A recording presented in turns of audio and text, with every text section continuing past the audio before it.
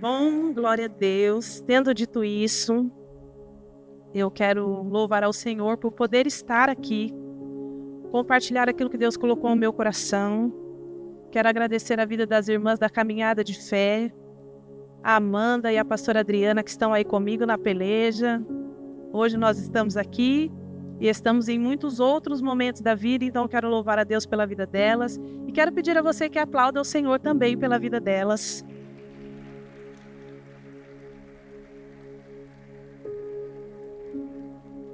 Aleluia. Eu quero compartilhar com vocês aquilo que Deus colocou no meu coração e eu espero que o Senhor faça hoje como fez em todos os outros dias. A conferência me fez pensar na minha filiação, quem eu sou no Senhor, o que eu já vivi com Deus ao longo de todos esses anos que eu o conheço, mas sobre todas as coisas que Ele me conhece. E o que mais o Senhor tem para fazer na minha vida. Eu sou grata a Deus porque muito do que o Senhor falou comigo e eu falei com Ele já foi dito nesse altar.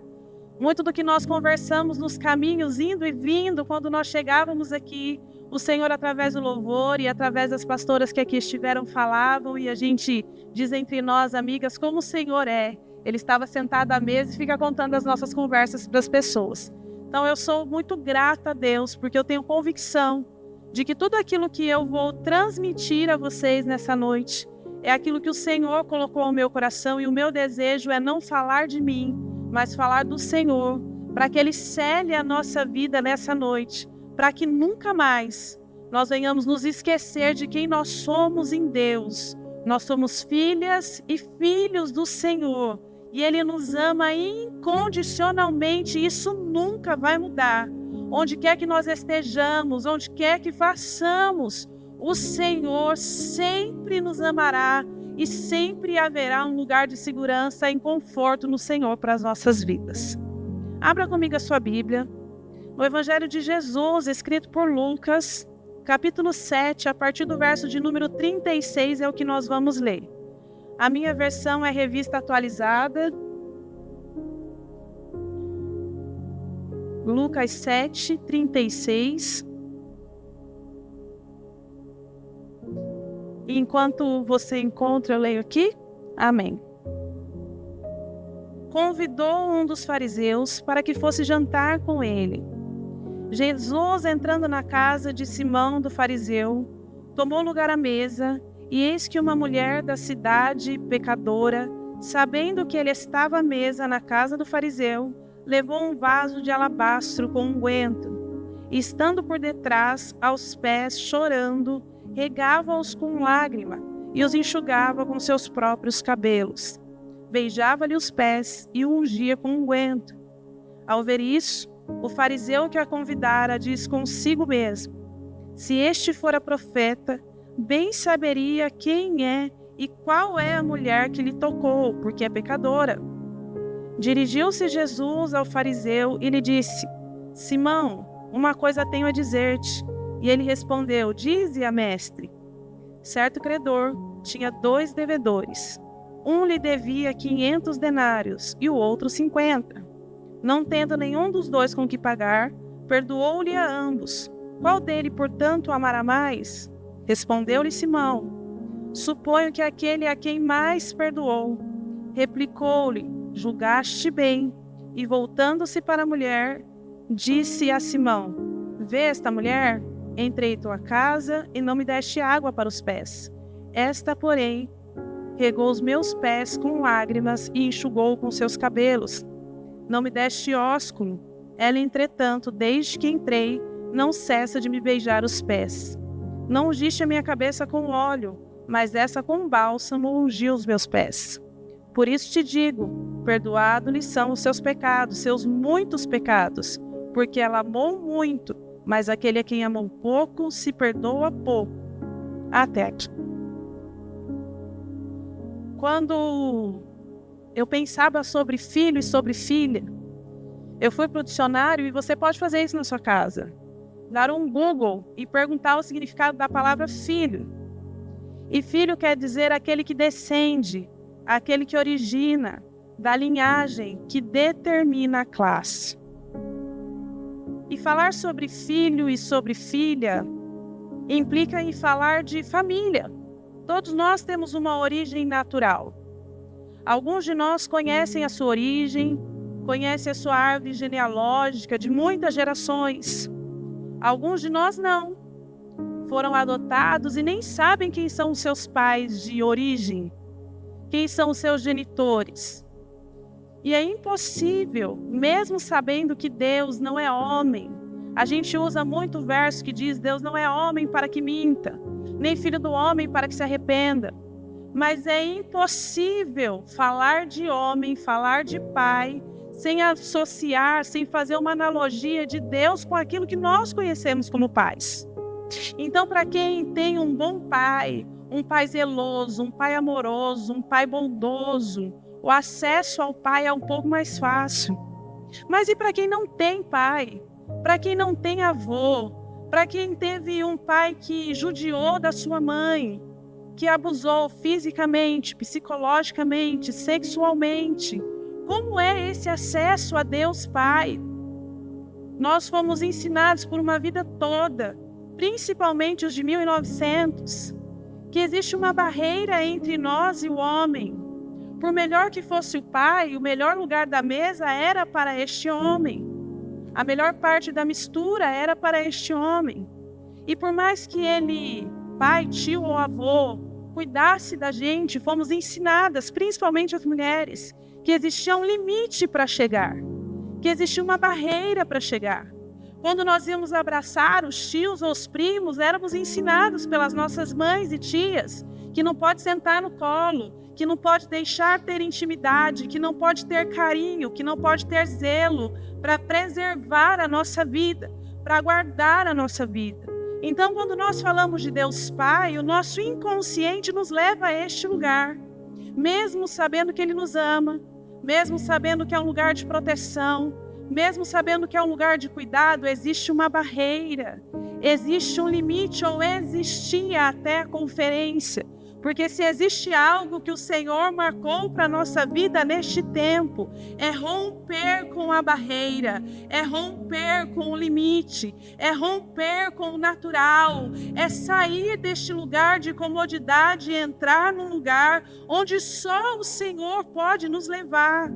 E a primeira coisa que eu quero compartilhar com vocês nessa noite é que Deus não se parece com nada do que nós conhecemos. E para Ele não há barreiras, não há limites. Nós podemos dizer, como disse o salmista: com o meu Deus eu vou saltar muralhas. O Senhor te convida para saltar as muralhas da limitação nessa noite, para desvencilhar a sua mente do natural, para abrir mão desse lugar de separação e se tornar um com o Senhor, como Jesus é um com o Pai. Ele está te convidando para ser um com Ele. Será que ainda tem um espaço para você, filho e filha, nessa noite, para se tornar um com o Senhor e abrir mão de todas as barreiras, de todas as limitações, e entender que o chamamento de Deus não é para abusar, não é para ferir, não é para maltratar, não é vergonha. O Senhor quer te chamar para o colo, para a intimidade que não vai te prejudicar, muito pelo contrário,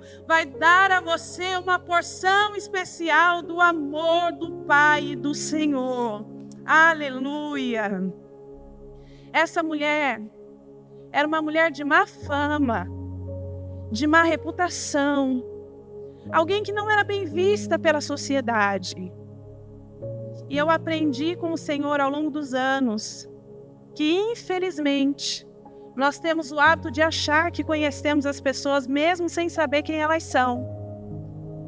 Muitas vezes nós não estamos preocupados com a história das pessoas, ou por que ela age daquele jeito. E ainda falando sobre personalidade, às vezes é muito fácil separar-se dos outros e caminhar sozinho. Ainda essa semana eu disse uma frase: é melhor andar sozinho mesmo, porque andando sozinha eu lido só com os meus problemas, não preciso lidar com o problema de ninguém. Mas esse não é o amor de Jesus.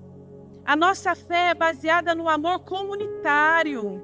Nós somos um corpo, não dá para mutilar parte nenhuma, seja ela saudável ou doente.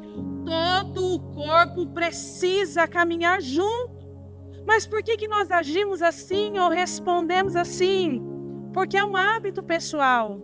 Talvez se tivesse algum de vocês nessa conversa e me visse declarando isso, ia dizer, olha, pastora Roberta é uma mentira. Lá na igreja toda amorosa, abraça todo mundo e agora está dizendo que quer andar sozinha, sem compreender o meu momento e a minha história. E por que é mais fácil caminhar sozinho do que caminhar em conjunto? Porque sozinho a gente vai mais rápido, mas é só em conjunto que a gente chega mais longe. Porque um ao outro ajudou e ao seu companheiro disse, esforça-te. Quando um está cansado, o outro ajuda e Deus cuida de cada um de nós. Essa mulher tinha uma reputação bem ruim diante da sociedade. E dizem os historiadores que na casa dos fariseus, os de boa reputação, os que eram doutores da lei, que conhecia do início ao fim, que cumpria tudo, que a Bíblia diz que eles ficavam nas praças da cidade orando em voz alta, porque eu sou dizimista, aleluia. Eu sou ofertante, oh glória. Eu tenho uma vida reta, sem dolo, não tenho do que me envergonhar.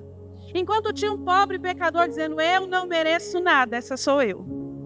Eu não mereço nada. Tudo que eu tenho é graça, tudo que eu tenho é favor. Porque sem Jesus nós nada podemos fazer. Mas aqueles que têm muito não entendem o amor de muitos pecados perdoados. Só quem teve muito pecado sabe o que é ter todos eles perdoados e encontrar um lugar à mesa com Jesus. O fariseu convida Jesus para ir para a casa dele e ele trata Jesus como mais um. Ele não lava os pés de Jesus. Ele não unge a cabeça de Jesus. Ele não dá toalha para enxugar os pés. Eles andavam muito a pé, então tinha uma sujeira real no corpo físico que precisava de cuidado. Mas o fariseu só queria especular quem é esse Jesus. Ele queria ter Jesus na mesa dele só para analisar Jesus. Ele não estava interessado em relacionamento, não estava interessado em intimidade, não estava interessado em transformação, nem em resgate, nem em cura. Ele estava querendo saber quem era esse que achava que era melhor que ele, que era de boa reputação. E a mulher estava lá de coadjuvante. O que é isso? Ela era ruim demais para sentar na mesa. Ela era ruim demais para estar dentro da casa. Então ela ficava à porta com todos os outros que eram ruins também. Se eu estivesse lá, eu ia ficar na porta. Eu não ia ser chamada para sentar à mesa, eu ia estar talvez ao lado dela, como alguém que não é perfeito, porque eu ainda não alcancei, eu sou melhor do que eu já fui um dia. Então eu posso dizer como o apóstolo Paulo, eu não julgo que eu tenha alcançado, mas eu prossigo para o alvo, eu já não sou mais quem eu era, você não é mais quem você era. Aguentou firme os 4 cultos, aguentou firme o trabalho, orou para que todos pudessem estar curados, para que a Nil pudesse estar aqui e tantas outras coisas. Então você não é mais quem você era na sexta-feira da semana passada. O Senhor te renovou, te guardou, te encheu, te transformou. Você foi alimentado e alimentada pela palavra. E eu quero louvar a Deus também pela vida dos maridos que aguentaram firme as mulheres aqui todos esses dias, de cedo até tarde, os primeiros a chegar, os últimos a sair. Mas o Senhor te deu graça e nós não somos mais quem nós éramos antes, mas ainda tem muito para ser transformado dentro de nós. Ela estava lá de longe, observando aquilo e vendo Jesus. Fisicamente, nós nunca nos sentamos à mesa com Jesus, mas quem conhece o nosso Salvador, quem conhece o Cristo e já teve alguma experiência com o Senhor, sabe o quanto Ele preenche o ambiente, o quanto Ele invade a casa.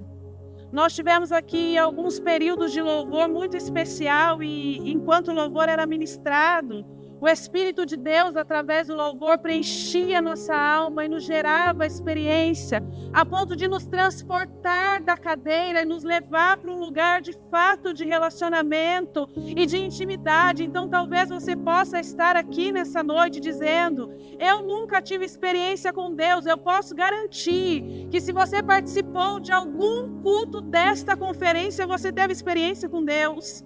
Nós ouvimos tantas coisas de formas diferentes de falar, mas em todas elas o Senhor falou.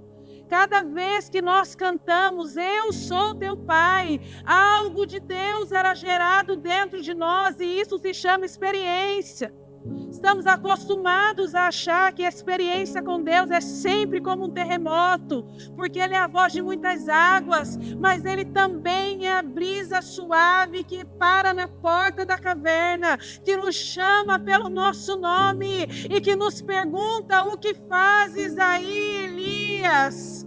A brisa suave do Senhor nos alcança quando a gente não tem condição de sair. E ela nos alcança dentro da caverna e nos impulsiona a nos colocar à porta. O Senhor devolve capa, nos mostra ou reafirma o caminho e nos dá condição de avançar. O Senhor, como uma brisa suave, te chama nessa noite. A voz do Senhor te alcança na sua caverna, porque nós podemos chegar cansados, caídos e sobrecarregados, mas quando a presença do Senhor vem, ela invade de dentro para fora, ela muda de dentro para fora, ela transforma de dentro para fora, e a partir de hoje haverá um desejo genuíno no teu coração de se colocar na presença de Deus, mesmo sem saber como é, mesmo sem saber como vai ser, mas permitir que o Senhor te resgate para um novo e vivo caminho,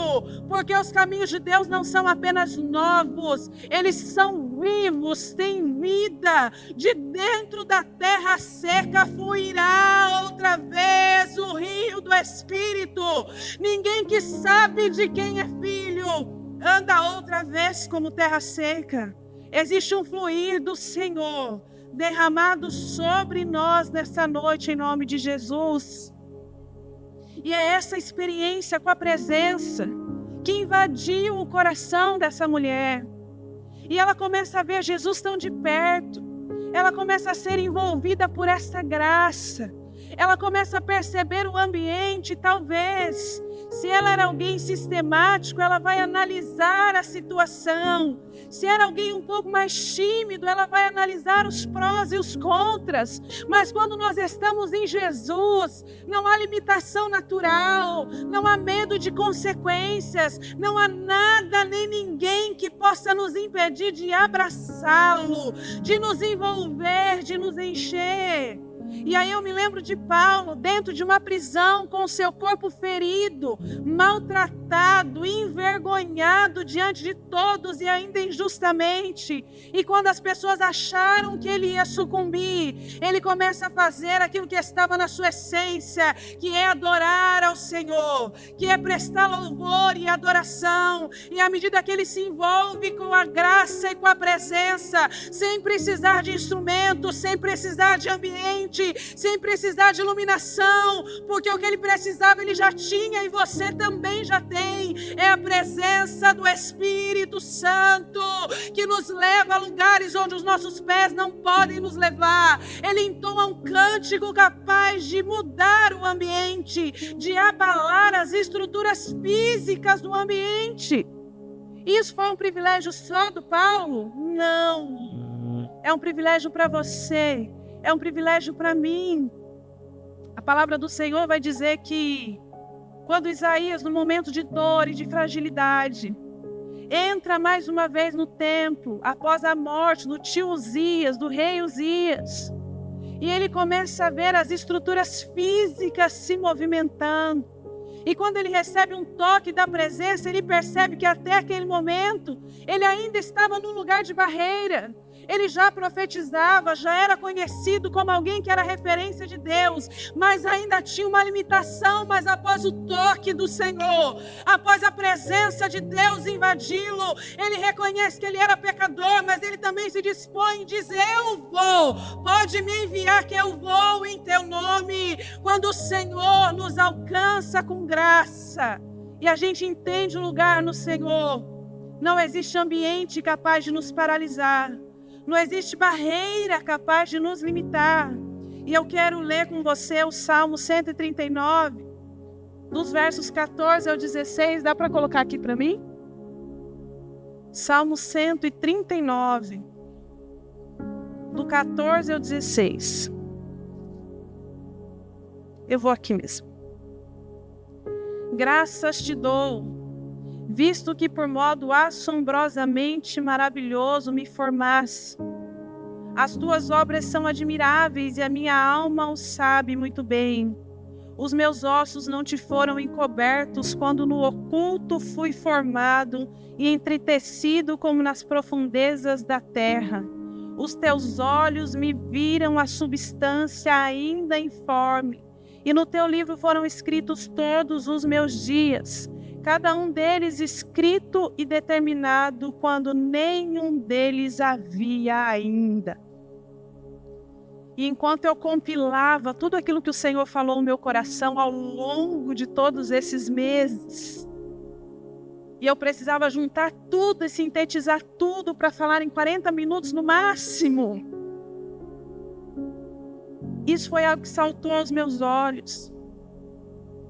E o Senhor me fez pensar em vulneráveis que no momento da sua fragilidade foram alcançados e roubados do verdadeiro amor em algum lugar. Todas as vezes que nós pensamos nos maiores abusos, eles não acontecem do lado de fora. Eles acontecem dentro de casa. É um pai que grita com seus filhos. É um tio que rouba a inocência dos seus filhos, meninos ou meninas, desde muito cedo. Ainda antes deles compreenderem que aquilo não é carinho. Aquilo é abuso. É o abuso verbal, é o abuso sexual, é o abuso de autoridade no trabalho. Nesse tempo onde nós trabalhamos tanto, corremos tanto para chegar não sei aonde. Quem de nós pode dizer que nunca sofreu um abuso de autoridade no meio de trabalho? Eu trabalho em escola, não sou professora. E constantemente a gente lida com pais que acham que o alecrim dourado dele deve ser tratado de forma diferente. Que é o meu precioso, fica com ele na sua casa então. Porque se é para viver em sociedade, tem que aprender que todos eles são preciosinhos. Não tem um alecrim mais dourado que outro. E aí colocam um dedo no nosso rosto e agridem verbalmente. Porque o bem precioso não pode sentir um cheiro desagradável na comunidade. Enfim, isso é para outro culto. Mas nós sofremos abusos constantemente. E dependendo do nível desse abuso, dependendo do quanto nos foi tomado e roubado, a gente, de forma consciente ou inconsciente, começa a perguntar se Deus me conhece quando eu ainda era um embrião. Se Deus me conhece antes de eu nascer. Onde é que Ele estava quando eu não podia me defender e quem deveria me defender não defendeu? Onde é que Ele estava quando eu não tinha consciência corporal, mas alguém olhou para mim e se sentiu atraído de alguma forma e me roubou a ingenuidade? Depois de tantos anos pastoreando, eu já ouvi histórias que me roubaram noites de sono. Eu vi pai abusando de meninas e comprando com coxinha porque eles passavam fome. E dizia para ela, se você não contar para sua mãe, eu te dou uma coxinha. Era uma criança de 8 anos, que passava às vezes 2 dias sem comer nada, porque tinham muita escassez. E quando com 12 anos ela entendeu que aquilo não era normal, e contou para a mãe a agrediu até que ela desmaiasse, porque não conseguia acreditar que o pai era capaz de fazer aquilo. Então a mãe batia, surrava e dizia, fala que é mentira. E ela dizia, é verdade. E a mãe batia de novo e dizia para ela, fala que é mentira. Até que ela não suportou a surra e desmaiou. E esse homem, pouco tempo depois, foi preso por descobrir que ela não era a única, nem a primeira. Espero em Deus que tenha sido a última. E quando a gente vive situações tão dolorosas e olha para a palavra do Senhor que diz que Ele me conhece antes do ultrassom 3D poder me enxergar. Antes de se poder detectar no exame de sangue, Ele já sabia quem eu era. Que Ele me gerou no ventre de alguém que talvez tentou aborto por diversas vezes. E que declara. Uma outra história que me vem à mente nesse momento é de uma mulher hoje, que ainda hoje, ao longo de seus 48 anos, a mãe ainda diz para ela: você deveria ter morrido quando eu tentei abortar tantas vezes. Eu deveria ter pulado da mesa mais uma vez, porque daquela outra vez teria dado certo, após tomar remédio, após se jogar da mesa, após bater a barriga no chão por diversas vezes. E não perder o bebê ainda hoje, 48 anos depois, a mãe ainda olha para ela e diz: eu deveria ter me jogado mais uma vez. E para quem nunca viveu nem conviveu com nada disso, pode parecer um absurdo. Mas para quem é latente, é real. É difícil compreender um Deus que me conhecia antes de eu ser gerado, que é o meu Pai, que tem um lugar de amor e de acesso para mim, mas que não me protegeu quando eu não podia me proteger. E então eu precisei perguntar para o Senhor, porque eu queria dizer algo de Deus para você que viveu algo semelhante. Ele estava lá junto com você. Não te abandonou em nenhum momento, porque o nosso Deus é aquele que está conosco no mais alto dos montes ou no mais profundo dos vales. Ele não deixou com que você fosse abortado ou abortada, porque tem um projeto fiel para a sua vida. Ele não permitiu que você morresse em meio a tantos abusos, porque tem um projeto fiel para a sua vida. E chegou o tempo do Senhor passar bálsamo sobre você, te curar e te ajudar a romper as barreiras, a passar deste lugar, porque a sua experiência vai ajudar um outro alguém. Você vai ser o braço do Senhor na terra, para ir a lugares que outras pessoas não querem ir, para poder dizer para elas: o abuso não te matou, porque Deus te preservou. Você é filho, é filha amada. Existe um lugar para você no Senhor. E hoje existe cura do céu para mudar a tua história, para transformar a tua vida, para que você possa olhar para o Senhor e dizer: Pai, eu posso te amar como tu és. O Senhor não quer ser o pai da boca para fora. Ele quer ser o pai da boca para dentro, de dentro da alma. O salmista disse: bendize a minha alma ao Senhor. E o Senhor está nos convidando nessa noite para dizer: bendize a minha alma ao meu Pai. Para quem sofreu tudo isso, limitado porque a mesa era só para os bons. A pastora que esteve aqui de manhã disse que ela foi obesa mórbida. E mesmo não tendo mais um corpo de mórbida, a mente dela estava na morbidez. E quando alguém dizia para ela o quanto ela é bela, ela não conseguia enxergar porque a mente estava lá. Isso também acontece com quem foi ferido e abusado, ou uma tentativa de aborto. Fica um conflito dentro da alma, do ele me ama, mas não me ama tanto assim? Ele me conhece, mas não me conhece tanto assim? Ou será que eu não era importante o suficiente para que ele me guardasse? Mas eu venho em nome de Jesus dizer para você que Deus não tem filhos prediletos. Ele tem filhos.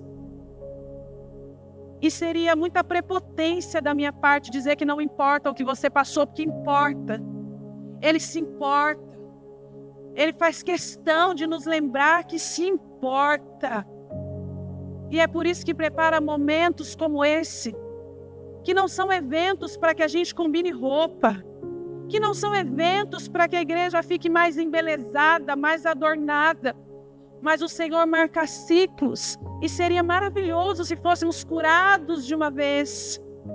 Mas Ele vai nos curando gradativamente para que a gente possa compreender o valor de cada cura, para que não apenas o nosso corpo físico seja arrancado do abuso, mas a nossa mente, a nossa alma, que é a raiz das nossas emoções, o nosso espírito seja tirado de lá, para que as nossas palavras não sejam palavras de persuasão humana, mas que sejam a palavra do Senhor em nós, para que quando você ouvir de alguém a dor dela, você não apenas valorize a dor, mas seja um testemunho vivo que caminha sobre a terra para dizer: eu fui, mas o Senhor me alcançou e eu não sou mais, e como Ele fez comigo, Ele vai fazer contigo. Em Deus não existe amnésia. Nós sempre vamos nos lembrar do momento de dor, mas quando chega o nosso dia de cura, a gente lembra sem sofrer. A gente pode até chorar. Está tudo bem chorar. A gente pode falar 20, 30, 40, 50 vezes. O Senhor está te curando hoje. Não pense você que amanhã pela manhã a sua mente já vai ter saído daquele lugar. Agora nós vamos entrar num outro lugar, que é o lugar de confiar em Deus, como cantamos essa noite.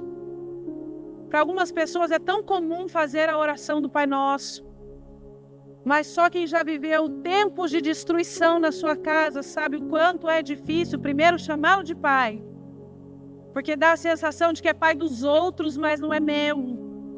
E depois dizer para Ele: seja feita a tua vontade, porque fazer a vontade dEle é entregar total governo ao Senhor. E o quanto nós estamos disponíveis como filhos para entregar esse governo para Deus. Porque alguns de nós são filhos adolescentes. E filho adolescente acho que é dono da verdade.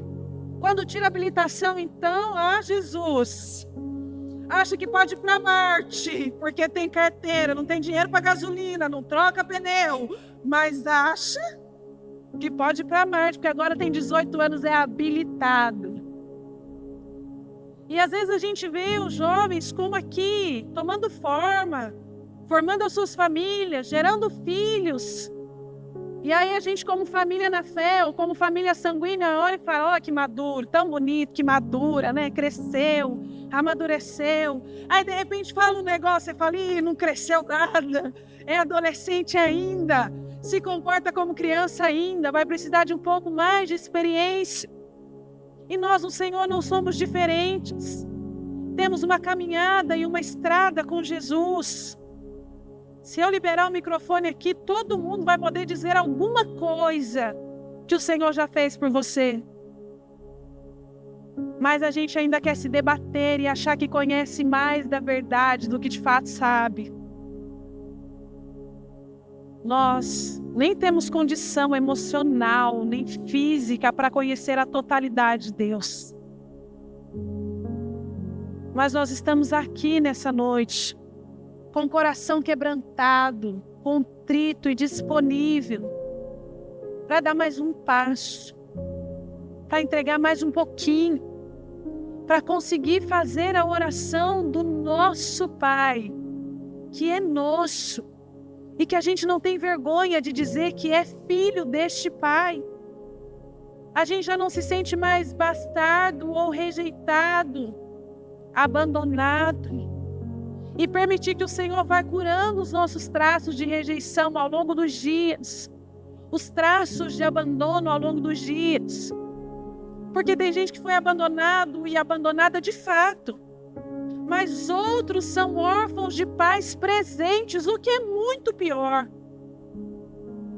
Meu pai faleceu quando minha mãe estava grávida de mim, de 5 meses. Eu tenho uma irmã mais velha, 2 anos e meio, e depois sou eu. E meu pai faleceu quando minha mãe estava grávida.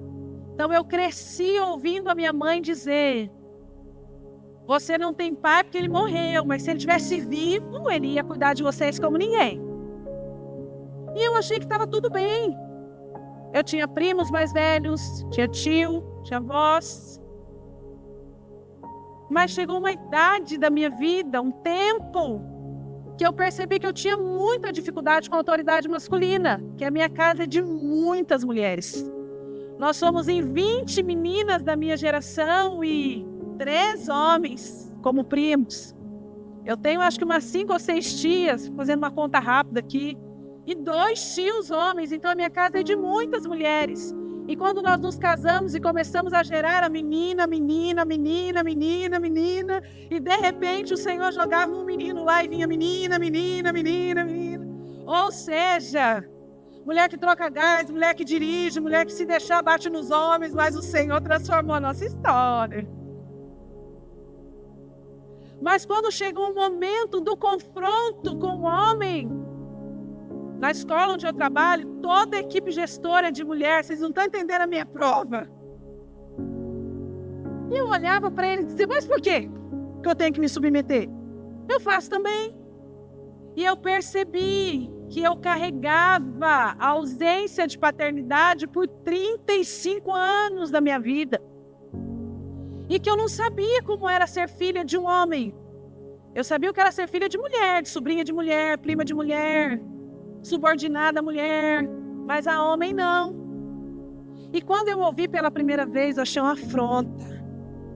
Saí batendo o pé e dizendo, ninguém me manda. Eu sei sim. Mas o Senhor é bom e não desiste de nós. Que Ele me fez entender que eu precisava me curvar diante disso.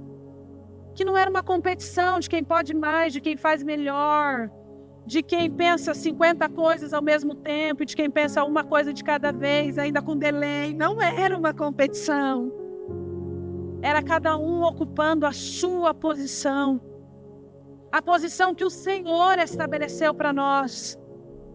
Então, alguns de nós chegaram aqui ainda hoje, no último culto, sem compreender o que é ser filho.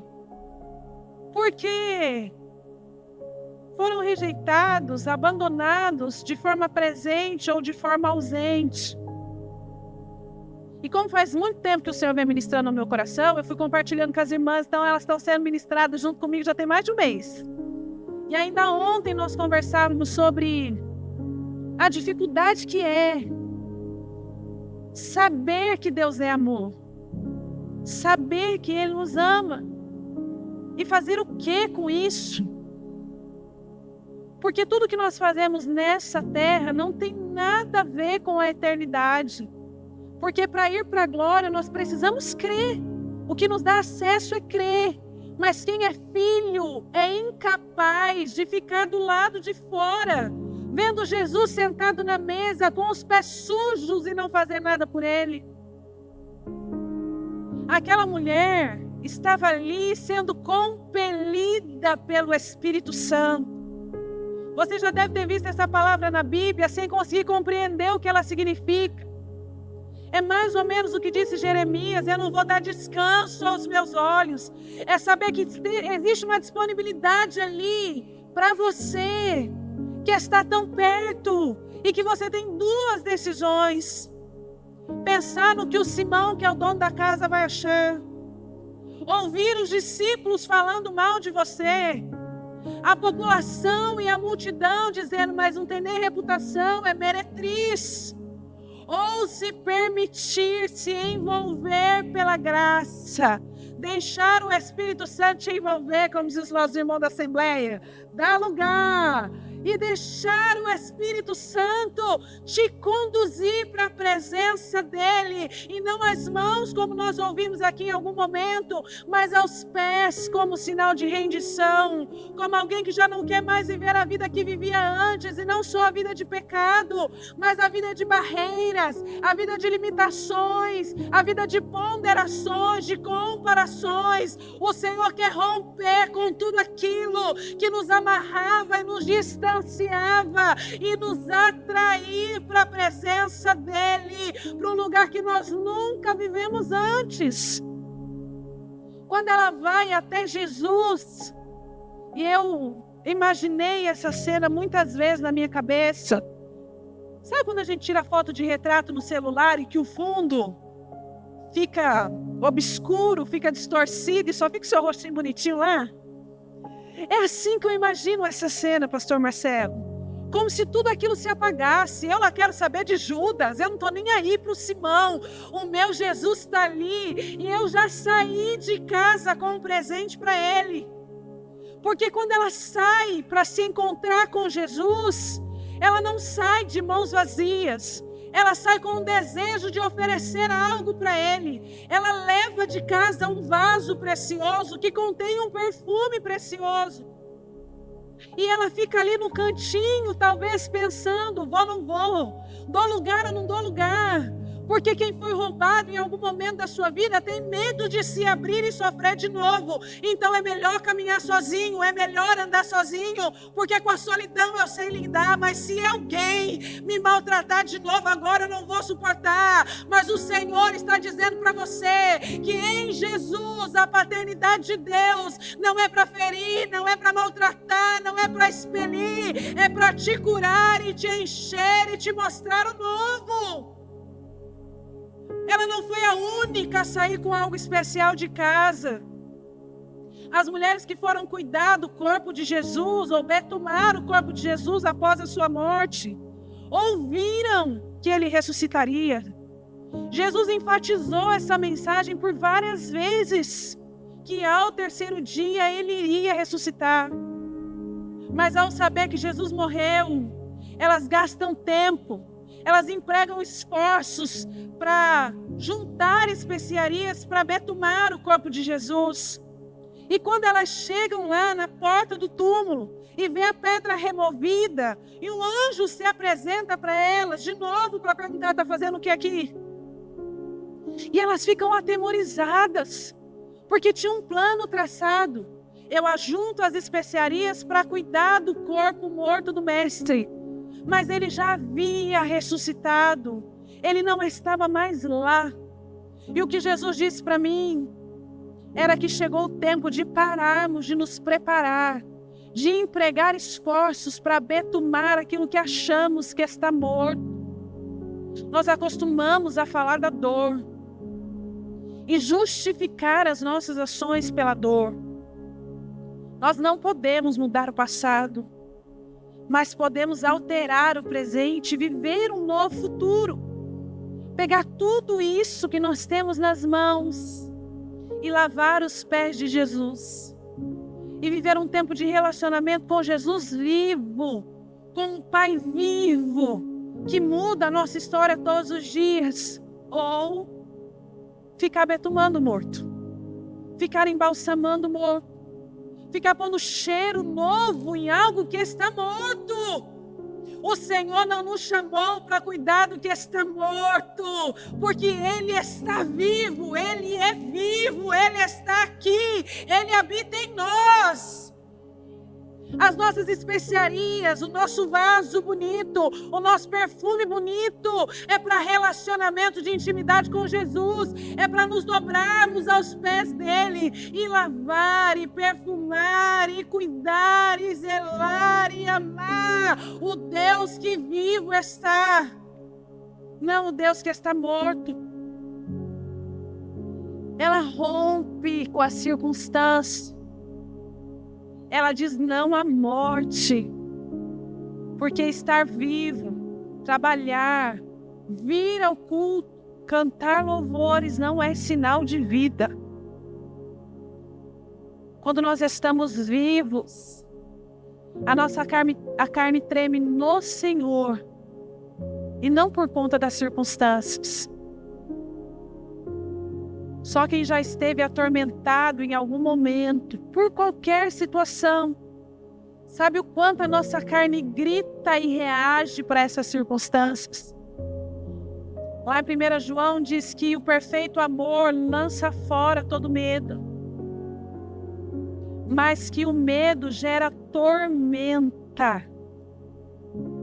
A gente sempre fala o primeiro versículo, a primeira parte, a gente sabe de cor que o perfeito amor lança fora todo medo.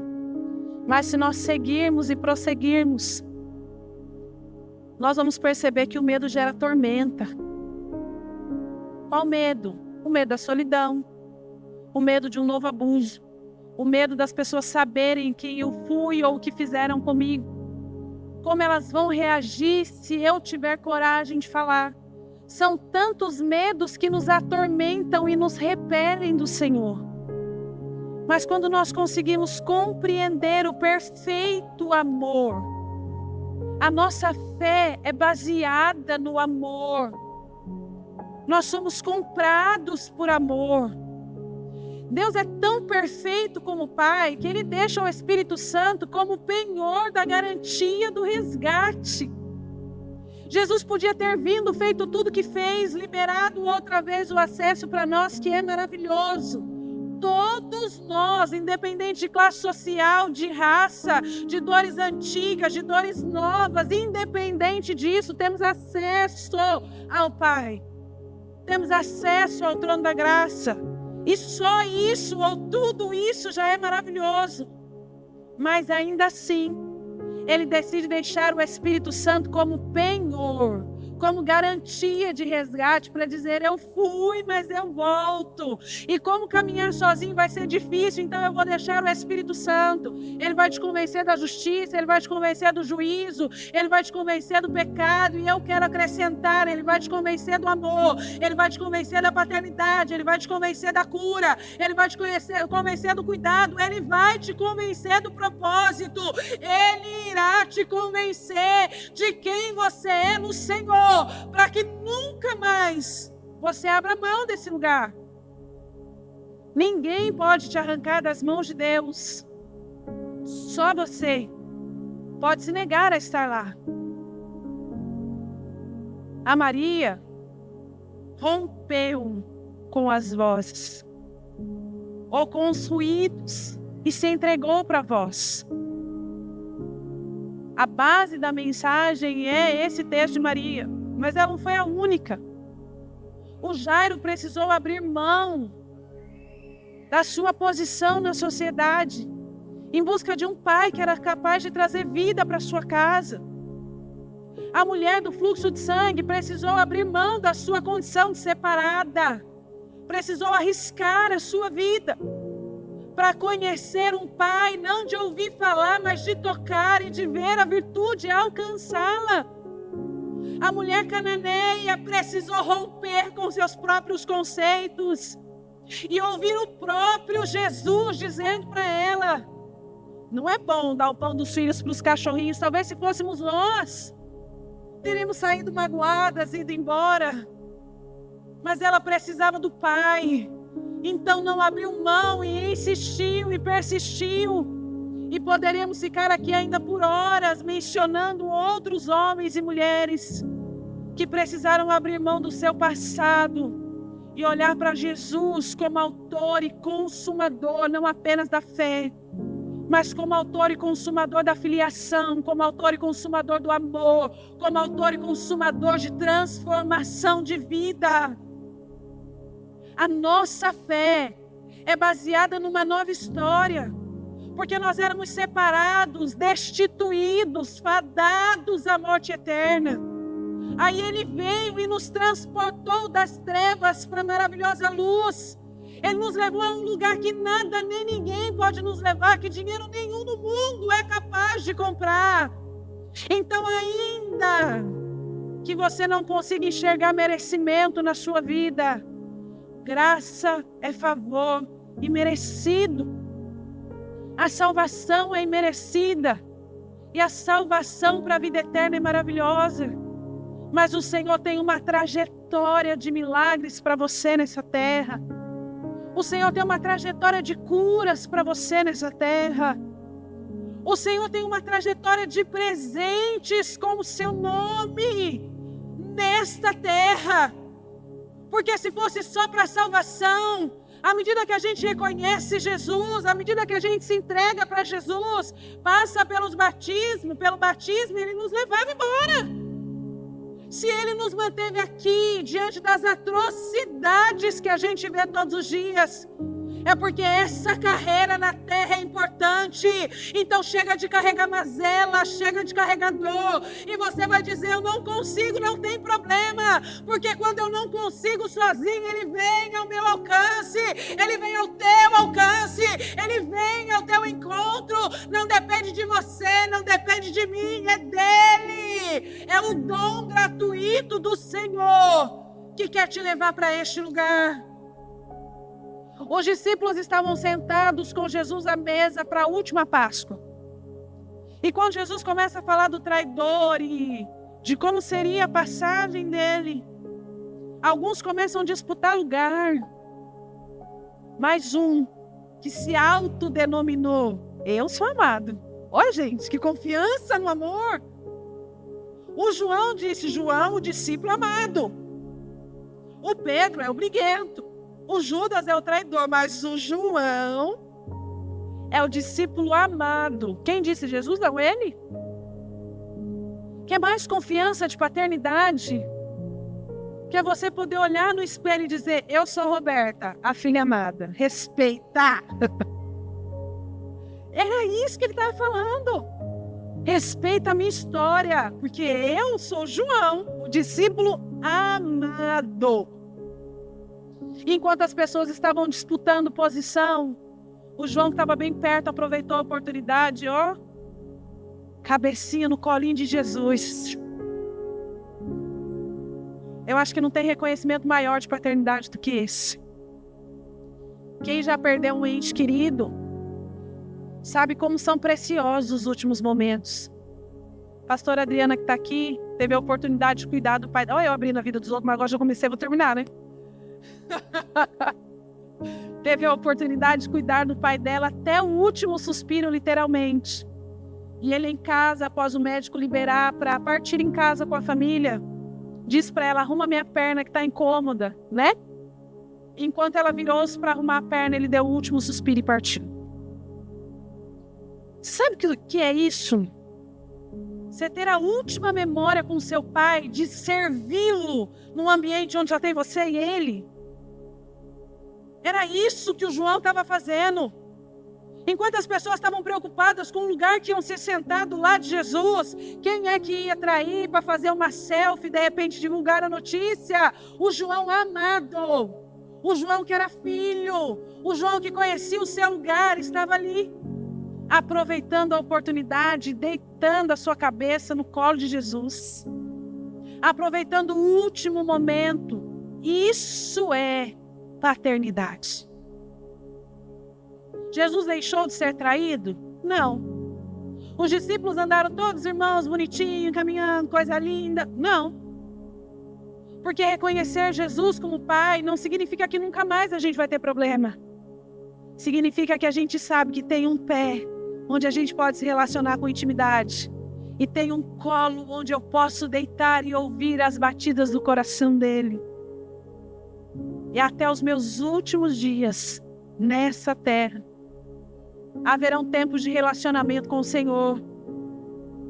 Porque quando a multidão ainda quiser nos matar e nos jogar numa ilha perdidos, o Senhor ainda vai nos visitar lá, porque o Senhor visita os amados até os últimos dias. E vai nos dar condição de ter experiência com Ele quando o nosso corpo estiver cansado. Quando a gente não conseguir mais estar nesse altar, porque a gente não vai conseguir, né, pastor? Vai chegar uma hora que não vai dar mais para nós. Mas ainda assim, onde quer que a gente estiver, o Senhor ainda será o nosso Pai e vai continuar nos entregando tesouros.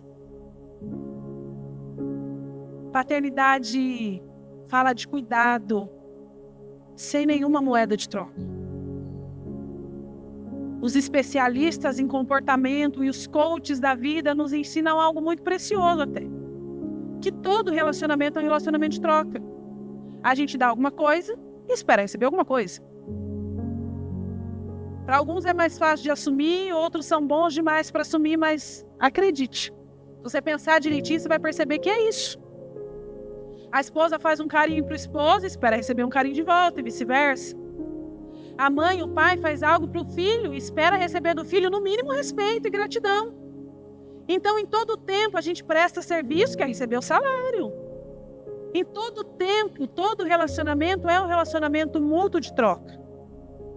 Mas o relacionamento com o Pai Celeste não dá.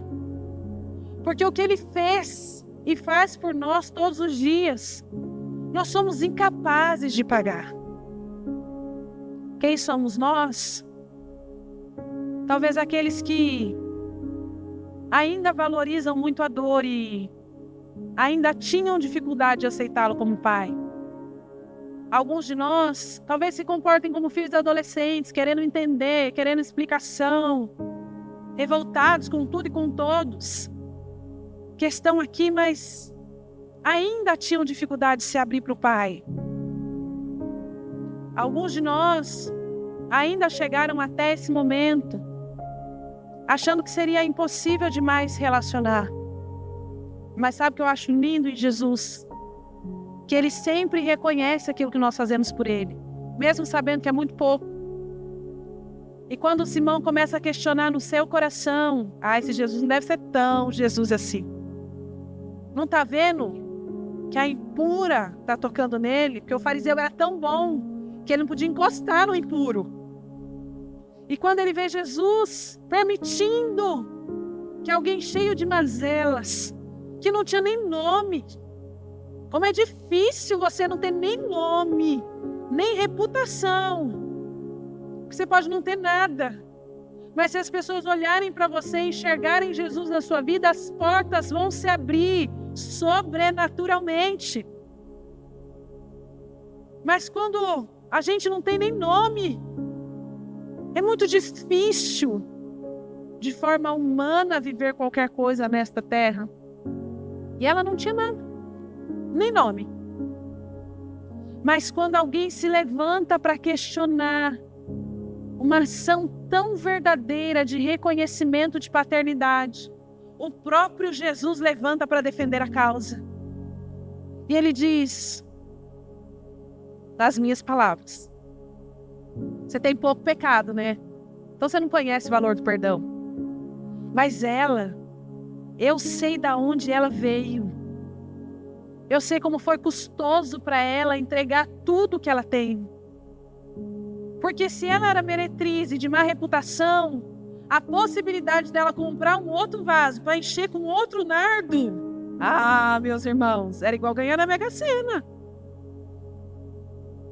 Mas ela não se preocupou com uma possível falência. Ela só queria estar aos pés do Pai. E Jesus, sabendo disso, vai adiante dela para dizer, ela ama muito, porque ela reconhece o valor do amor. Ela ama muito, porque ela sabe a condição dela. Talvez nem a pessoa que você mais confie nessa terra é capaz de mensurar a sua história e a sua dor. Mas quem deve, conhece e se levanta em seu favor nessa noite para te defender. E o término, o fechamento desse ciclo, é Jesus olhando para ela e dizendo, pode ir, a tua fé te salvou, porque você creu, a sua história foi mudada, porque você confiou no amor, a sua história foi transformada. Pode ir, porque você não é mais quem você era antes. As luzes vão se apagar, o totem vai embora, os churros vão embora, a loja vai embora. Mas Jesus vai com você para a sua casa. E a sua nova história te acompanha. Você pode ter chegado cheio de dores e mazelas, mas o seu retorno nunca mais será igual. Nunca mais o seu aba vai ser alguém da boca para fora. A sua alma vai compreender o poder do amor. A sua alma vai compreender o poder da transformação. E é tão maravilhoso como em meio a uma tormenta a gente consegue sentir a paz de Deus e chega até a ser estranho conviver com tanta paz. Tem gente que nem sabe o que é conviver com uma mente tranquila e quieta. Tamanhas angústias que pulam nos seus pensamentos todos os dias. Mas eu quero declarar nesta noite, em nome de Jesus, que a Conferência Filhas traz consigo a paz que excede o entendimento, mas o Deus que tem sabedoria abundante para cada um de nós, vai te ensinar a compreender, a valorizar o amor e a paz. E à medida que a paz do Senhor te encher e te inundar, você vai ter prazer em ser um anunciador da paz, um anunciador anunciador do alívio, um anunciador da tranquilidade. Eu quero encerrar pedindo para que você abra comigo Efésios 1, a partir do verso de número 23. E até que a paternidade seja latente na sua mente, no seu coração. Que esse seja o seu texto todos os dias. Efésios 1, 23 diz assim: a qual é o seu corpo, a plenitude daquele que a tudo enche em todas as coisas. O seu corpo não vai ser mais vazio para ser inundados pelos pensamentos que te consomem. A partir de hoje, o seu corpo vai ser cheio do amor de Deus, cheio do favor de Deus, cheio da graça de Deus, cheio da presença de Deus, cheio de Deus. E aí nós vamos voltar um pouquinho no mesmo Efésios 1, no verso de número 5, para você compreender como é que você adquiriu o direito de ser filho. E o verso 5 diz assim: nos predestinou para Ele, para a adoção de filhos por meio de Jesus Cristo. Então nós não somos filhos porque fomos bons filhos para os nossos pais. Nós não somos filhos porque alguém olhou para nós e achou que a gente merecia o direito de ser filho. Nós somos por Deus predestinados. Deus te deu um destino de filho através de Jesus. Segundo o beneplácito da sua vontade. Quem nos amou primeiro foi Ele. Nós não somos filhos porque aprendemos a amá-lo, mas porque Ele te destinou. Ele te deu um destino de filho através de Jesus pela vontade dEle. Então você tem que se alegrar todos os dias. Ele escolheu que você fosse filho, que você fosse filha por meio de Jesus. Para quê? Para louvor da glória dEle, para louvor da sua glória, de sua graça, que Ele nos concedeu gratuitamente o amado. Quando alguém disser assim para você, você precisa pagar um preço para ser filho, mostra para ele que o preço quem pagou foi Jesus. E que por vontade dele, ele te deu o direito de ser filho. No qual temos a redenção pelo sangue, a remissão dos pecados, segundo a riqueza da sua graça, que Deus derramou abundantemente sobre nós, em toda sabedoria e prudência, desvendando-nos o mistério da sua vontade e segundo o seu beneplácito que propusera em Cristo. Que isso quer dizer? Que a Conferência Filhas foi um presente de Deus para te lembrar que você é filha e filho amado pela vontade de Jesus, adotado, sim, mas adotado por Jesus. Não tem pai maior e melhor para ser aquele que escolheu nos amar, que escolheu nos adotar, que escolheu nos dar destino nele. Eu quero pedir para que você se coloque de pé.